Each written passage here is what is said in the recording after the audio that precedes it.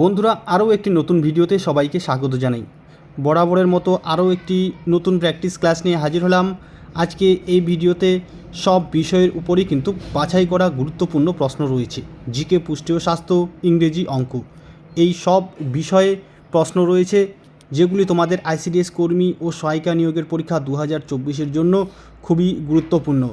তো বন্ধুরা, অবশ্যই ভিডিওটি মনোযোগ সহকারে দেখবে এবং ভালো লাগলে লাইক, কমেন্ট ও শেয়ার করবে। তো বন্ধুরা, ক্লাসটি শুরু করি। দেখো আজকের প্রথম প্রশ্নটি কী রয়েছে। পাল বংশের প্রতিষ্ঠাতা কে ছিলেন? গোপাল, দেবপাল, ধর্মপাল, কোনোটিই নয়। এখানে কোন অপশনটি সঠিক হবে? এখানে বন্ধুরা অপশন এ গোপাল হবে সঠিক উত্তর। পাল বংশের প্রতিষ্ঠাতা ছিলেন গোপাল, তাহলে অপশন এ সঠিক উত্তর। পরের প্রশ্নটি দেখো। এবারে খুবই একটি গুরুত্বপূর্ণ প্রশ্ন। দেখো বন্ধুরা, ভারতীয় সংবিধানে কয়টি মৌলিক কর্তব্যের উল্লেখ আছে? 10টি, 11টি, 12টি, 13টি। তাহলে ভারতীয় সংবিধানে কয়টি মৌলিক কর্তব্যের উল্লেখ আছে? এখানে বন্ধুরা অপশন বি 11টি হবে সঠিক উত্তর। ভারতীয় সংবিধানে 11টি মৌলিক কর্তব্যের উল্লেখ আছে। এবারে একটি অঙ্কের প্রশ্ন রয়েছে। দেখো, 6-এর গুণনীয়কগুলির সমষ্টি কত? 6-এর গুণনীয়কগুলির সমষ্টি অর্থাৎ যোগফল কত? 12, 11, 10, 9। এখানে কোন উত্তরটি সঠিক হবে? দেখো বন্ধুরা, 6-এর গুণনীয়কগুলো কি কি আমাদের আগে প্রথমে বের করতে হবে। তো দেখো, গুণনীয়ক কাকে বলে? কোনো একটি সংখ্যাকে যে সংখ্যাগুলি দ্বারা ভাগ করা যায় এবং কোনো ভাগশেষ থাকে না, সেই সংখ্যাগুলিকে আমরা বলবো গুণনীয়ক সংখ্যা। তাহলে আমরা দেখব এই 6 সংখ্যাটিকে কোন কোন সংখ্যা দ্বারা ভাগ করা যায়।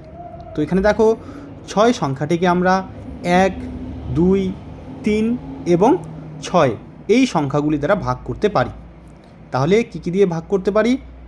1, 2, 3 এবং 6 এগুলি দিয়ে যদি আমরা ভাগ করি তাহলে কোনো ভাগশেষ থাকবে না। তাহলে এই 1, 2, 3 এবং 6 এগুলি হলো 6-এর গুণনীয়ক। তো এবারে আমরা এই সংখ্যাগুলির যোগ করব। তো দেখো, 1, 2, 3 এবং 6 যদি আমরা যোগ করি তাহলে যোগফল কত দাঁড়াচ্ছে? যোগফল দাঁড়াচ্ছে 12। তাহলে অপশন এ হবে আমাদের সঠিক উত্তর। 6-এর গুণনীয়কগুলির সমষ্টি হলো 12। তাহলে অপশন এ হবে এখানে সঠিক উত্তর। পরের প্রশ্নটি দেখো কি রয়েছে। এবারের প্রশ্নটি হলো 180 ডিগ্রি কোণকে কি বলে? সরল কোণ, সূক্ষ্মকোণ, সমকোণ, কোনোটি নয়। তাহলে 180 ডিগ্রি কোণকে কি বলে? এখানে অপশন এ সরল কোণ হবে সঠিক উত্তর। 180 ডিগ্রি কোণকে বলা হয় সরল কোণ। এবারের প্রশ্নটি হলো 1857 বিদ্রোহে কে অংশ নেননি বা কে অংশগ্রহণ করেননি? তাতিয়া টোপি, ভগৎ সিং, নানা সাহেব, রানী লক্ষ্মীবাঈ। কোন অপশনটি এখানে সঠিক হবে? এখানে বন্ধুরা অপশন বি ভগৎ সিং হবে সঠিক উত্তর। 1857 বিদ্রোহে অংশ নেননি ভগৎ সিং। ভগৎ সিং জন্মগ্রহণ করেন 1907 খ্রিস্টাব্দে, কিন্তু মহাবিদ্রোহ সংগঠিত হয়েছিল 1857 খ্রিস্টাব্দে। তাই স্বভাবতই ভগৎ সিং হবে এখানে সঠিক উত্তর। বাকি যে অপশনগুলি রয়েছে তাতিয়া টোপি, নানা সাহেব, রানী লক্ষ্মীবাঈ, এরা তিনজনই 1857 বিদ্রোহে অংশগ্রহণ করেছিলেন। তাই অপশন বি হবে এখানে সঠিক উত্তর। এবারের প্রশ্নটি হলো পদ্মা নদীর মাঝি উপন্যাসটির লেখক কে? পদ্মা নদীর মাঝি উপন্যাসটির লেখক কে? খুবই গুরুত্বপূর্ণ প্রশ্ন।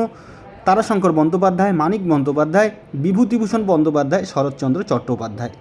তাহলে পদ্মা নদীর মাঝি উপন্যাসটির লেখক কে? এখানে বন্ধুরা অপশন বি মানিক বন্দ্যোপাধ্যায় হবে সঠিক উত্তর। মানিক বন্দ্যোপাধ্যায়ের একটি বিখ্যাত উপন্যাস হলো পদ্মা নদীর মাঝি। তাহলে অপশন বি হবে সঠিক উত্তর। পরের প্রশ্নটি দেখো। এবারের প্রশ্নটি হলো অস্কার প্রদান করা হয় কোন ক্ষেত্রে? সাহিত্য, বিজ্ঞান, খেলাধুলা, সিনেমা। কোন ক্ষেত্রে অস্কার প্রদান করা হয়? এখানে অপশন ডি সিনেমা হবে সঠিক উত্তর। সিনেমা এই ক্ষেত্রে অস্কার প্রদান করা হয়। খুবই একটি গুরুত্বপূর্ণ প্রশ্ন। পরের প্রশ্নটি দেখো। ভারতের সর্বাধিক জনঘনত্ব কোন রাজ্যে? ভারতের সর্বাধিক জনঘনত্ব কোন রাজ্যে বা ভারতের সর্বাধিক জনঘনত্ব যুক্ত রাজ্য কোনটি? উত্তরপ্রদেশ, পশ্চিমবঙ্গ, কেরল, বিহার। কোন অপশনটি এখানে সঠিক হবে? এখানে বন্ধুরা অপশন ডি বিহার হবে সঠিক উত্তর। ভারতের সর্বাধিক জনঘনত্বযুক্ত রাজ্যটি হলো বিহার। এবং এখানে আরও একটি গুরুত্বপূর্ণ তথ্য মনে রাখবে, জনসংখ্যার দিক থেকে ভারতের সর্বাধিক জনবসতিপূর্ণ রাজ্য হলো উত্তরপ্রদেশ, অর্থাৎ উত্তরপ্রদেশে সবচেয়ে বেশি সংখ্যক লোকের বাস, এবং বিহার হলো ভারতের সর্বাধিক জনঘনত্বযুক্ত রাজ্য। তাহলে জনঘনত্বের দিক থেকে প্রথম রাজ্য হলো বিহার, এবং জনসংখ্যার দিক দিয়ে প্রথম রাজ্য হলো উত্তরপ্রদেশ। এখানে কিন্তু অনেকেই ভুল করে, অবশ্যই মনে রাখবে উত্তরপ্রদেশ জনসংখ্যার দিক দিয়ে প্রথম এবং বিহার জনঘনত্বের দিক দিয়ে প্রথম। তাহলে আমাদের এই প্রশ্নের সঠিক উত্তরটি হবে অপশন ডি, বিহার। পরের প্রশ্নটি দেখো কি রয়েছে। এবারে একটি ইংরেজির প্রশ্ন রয়েছে, দেখো, grand mother told me dash story. এখানে একটি শূন্যস্থান রয়েছে, তো কি বলেছে, feel in the blanks with articles. Articles বসিয়ে শূন্যস্থান পূরণ করতে বলেছে। এখানে এ, অ্যান, দি বা নান। তাহলে এ, অ্যান, দি কোন আর্টিকেলটি বসবে, বা কোনোটিই বসবে না। এখানে কোন অপশনটি সঠিক হবে? এখানে বন্ধুরা অপশন এ আর্টিকেলটি বসবে। Grand mother told me a story. Grand mother অর্থাৎ ঠাকুমা আমাকে একটি গল্প বলেছিল। তো দেখো এখানে এ আর্টিকেলটি কেন বসলো। তো এখানে দেখো এই যে স্টোরি, এখানে এস অর্থাৎ ক্যাপিটাল দিয়ে শুরু হয়েছে এই শব্দটি, তাই এখানে আমরা এ বসাবো। কোনো শব্দ যখন কনসোনেন্ট দিয়ে শুরু হবে তখন আমরা তার আগে এ বসাবো, এবং যখন ভাওয়েল দিয়ে শুরু হবে তখন তার আগে আমরা এন বসাবো, তাই এখানে আমরা এ বসাবো। অপশন এ হবে সঠিক উত্তর। এবারে আরও একটি ইংরেজির প্রশ্ন দেখো, father has bought dash umbrella, fill in the blanks with articles. Articles বসিয়েই কিন্তু শূন্যস্থান পূরণ করতে বলেছে। তাহলে এখানে কোন অপশনটি সঠিক হবে? তোমরা নিজেরাই একটু চেষ্টা করো। এখানে বন্ধুরা অপশন বি, অ্যান আর্টিকেলটি বসবে। Father has bot an umbrella. এখানে দেখো অ্যান কেন বসলো। এখানে আমব্রেলা অর্থাৎ UMBRELLE, এখানে এই শব্দটি শুরু হয়েছে ইউ দিয়ে। তো ইউ একটি ভাওয়েল, AEIOU এই পাঁচটি হচ্ছে ভাওয়েল।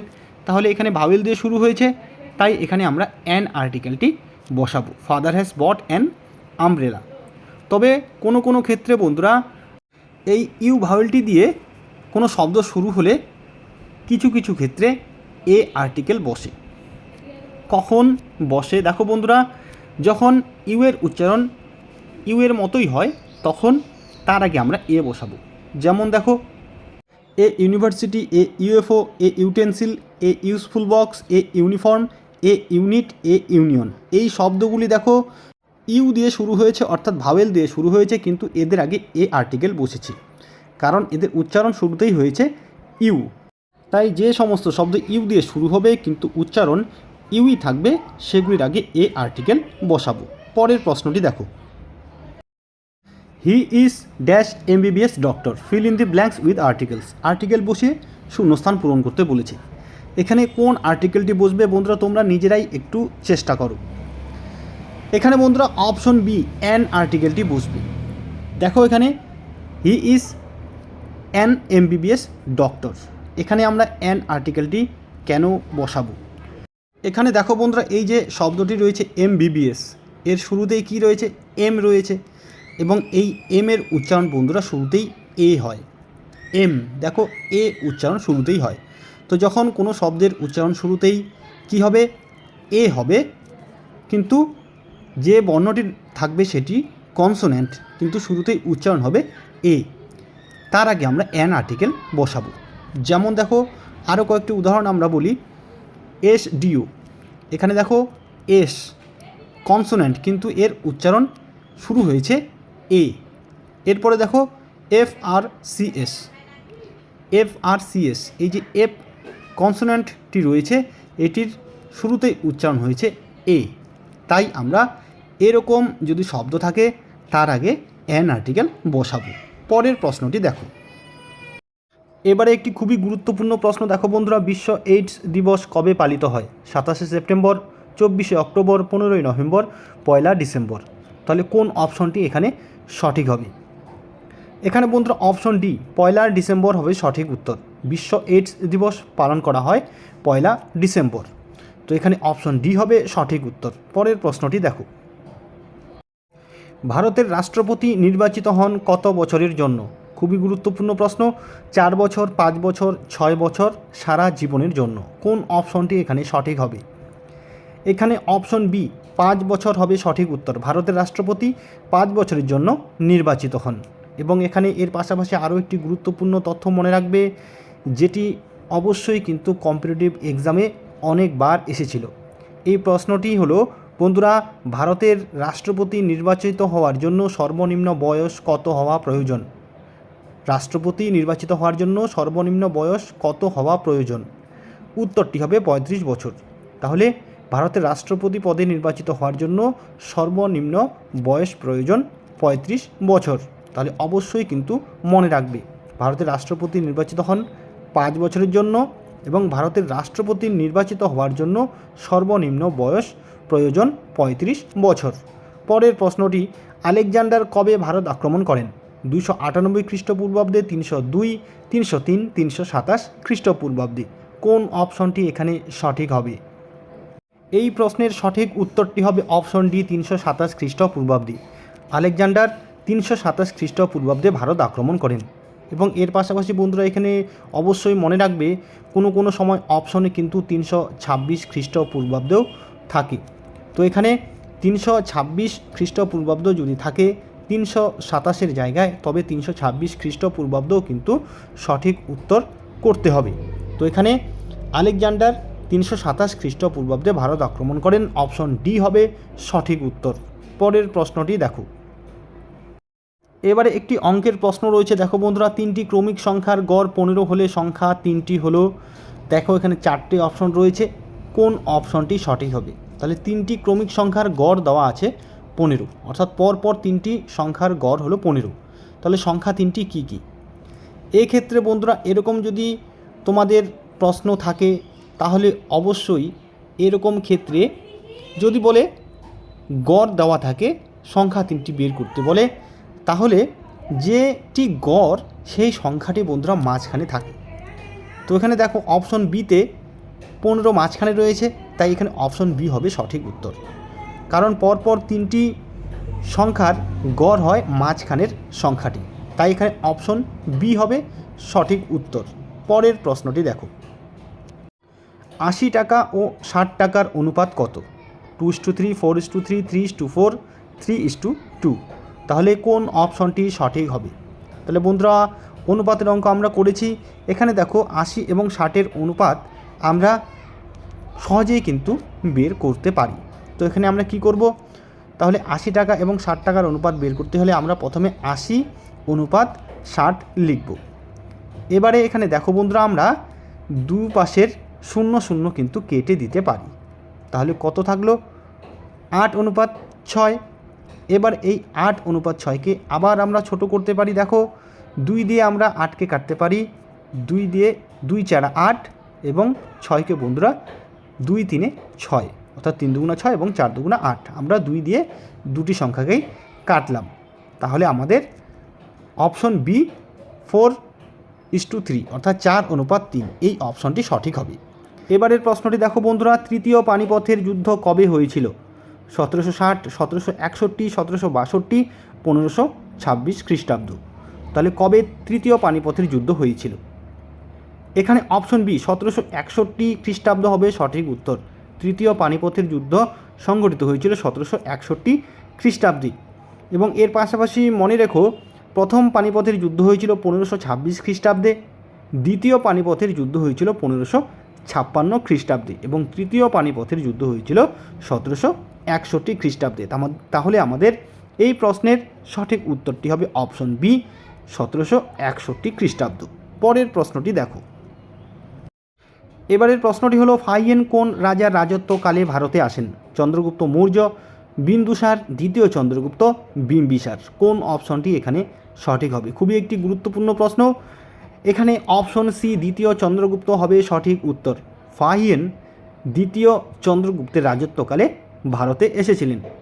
এর আগের একটি ক্লাসে আমরা বন্ধুরা হিউয়েনসাং এবং মেগাস্থিনিস কার রাজত্বকালে ভারতে এসেছিলেন একটি সূত্র বলেছিলাম। তো দেখো এখানে ফাহিয়েন কার রাজত্বকালে ভারতে আসেন, এটিও কিন্তু আমরা একটি হিন্টস দিয়ে বুঝতে পারবো। এখানে দেখো বন্ধুরা, ফাহিয়েন এখানে অন্তস্থ রয়েছে এবং এখানে দেখো দ্বিতীয় চন্দ্রগুপ্ত এখানেও কিন্তু অন্তস্থ রয়েছে। তাহলে এই অন্তস্থ দেখেই কিন্তু আমরা বুঝে নিব যে ফাহিয়ান দ্বিতীয় চন্দ্রগুপ্তের রাজত্বকালে ভারতে আসেন। এবং এর আগের দিন যে আমরা বলেছিলাম বন্ধুরা হিউয়েনসাং এসেছিলেন হর্ষবর্ধনের রাজত্বকালে, এখানে দেখো হর্ষবর্ধনে হ রয়েছে এবং হিউয়েনসাংয়েও কিন্তু হ রয়েছে, তাই হিউয়েনসাং এসেছিলেন হর্ষবর্ধনের রাজত্বকালে। এবং মেগাস্থিনিস বন্ধুরা, মেগাস্থিনিস ম রয়েছে শুরুতেই, এবং দেখো এখানে চন্দ্রগুপ্ত মৌর্যের রাজত্বকালে কিন্তু এসেছিলেন চন্দ্রগুপ্ত মৌর্য, এই মৌর্যও কিন্তু ম রয়েছে। তাহলে এগুলো দেখেই আমাদের বুঝে নিতে হবে, বা এই বর্ণগুলি থেকেই আমাদের বুঝে নিতে হবে কে কার রাজত্বকালে ভারতে আসেন। তাহলে ফাহিয়ান অন্তস্থ রয়েছে, ফাহিয়ান দ্বিতীয় চন্দ্রগুপ্ত এখানে অন্তস্থ। এরপরে বন্ধুরা হিউয়েনসাং হ রয়েছে, হর্ষবর্ধন হ রয়েছে, এবং মেগাস্থিনিসে ম রয়েছে শুরুতে, এবং এখানে দেখো চন্দ্রগুপ্ত মৌর্য, এই মৌর্যতে ম রয়েছে। এই বর্ণগুলি দেখেই কিন্তু আমাদের মনে রাখতে হবে কে কার রাজত্বকালে ভারতে আসেন। পরের প্রশ্নটি দেখো কি রয়েছে। এবার দেখো কে ভারতের নাইটিঙ্গেল নামে পরিচিত? লতা মঙ্গেশকর, আশা ভোসলে, সরোজিনী নাইডু, বিজয়লক্ষ্মী পণ্ডিত। তাহলে এখানে ভারতের নাইটিঙ্গেল নামে কে পরিচিত? এই প্রশ্নটি বন্ধুরা তোমাদের জন্য রাখলাম, অবশ্যই কমেন্ট করে জানাবে কোন অপশনটি বা কোন উত্তরটি এখানে সঠিক হবে। ভারতের নাইটিঙ্গেল নামে কে পরিচিত? বন্ধুরা আজকে আমরা আইসিডিএস কর্মী ও সহায়িকা নিয়োগের জন্য বাছাই করা সেরা কিছু প্রশ্ন এবং উত্তর নিয়ে আলোচনা করলাম। এখানে জিকে, পুষ্টি ও স্বাস্থ্য, ইংরেজি, অঙ্ক সব বিষয়ে প্রশ্ন রেখেছি, তাই ভিডিওটি তোমাদের উপকারে আসবে আশা করি। ভিডিওটি ভালো লাগলে অবশ্যই লাইক, কমেন্ট ও শেয়ার করবে, এবং যারা যারা এখনও আমাদের চ্যানেলটিকে সাবস্ক্রাইব করোনি অবশ্যই সাবস্ক্রাইব করে রাখবে। আজকে এ পর্যন্তই, ধন্যবাদ।